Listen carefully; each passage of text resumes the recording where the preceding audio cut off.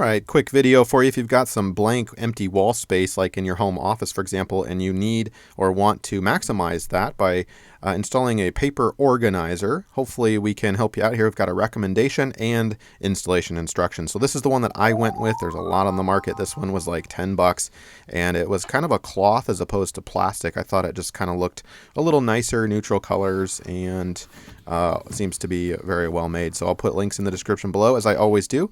And as far as installing this, what you do is kind of make sure you got it in the right place, right?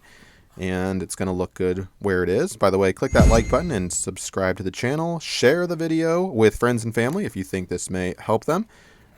And back to business here.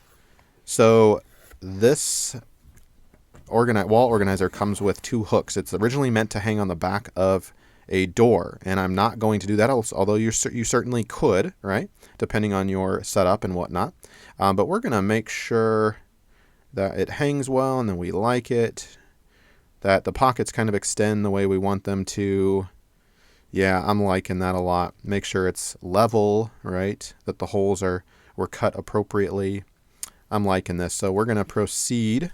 You can even put some paper in there too to make sure you like what that looks like and feels like. So we're not going to use those little hooks. Instead, we're going to be putting it directly into the wall, and we're going to mark the holes using a pen or pencil. And then I've got these little special nails with a really wide head. Can you see that? And that's going to help.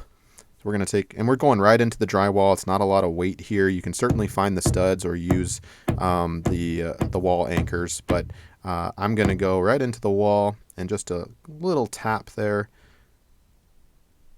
and then push it to where you think it will be, and that wide head on the nail will actually be a perfect kind of resting place. And then you can push it in, and there's actually pressure around it, so it's not going to fall off or anything like that. So that is how I install it. Check it out. Looks pretty good if I do say so myself. Thank you so much. Hopefully this has helped you.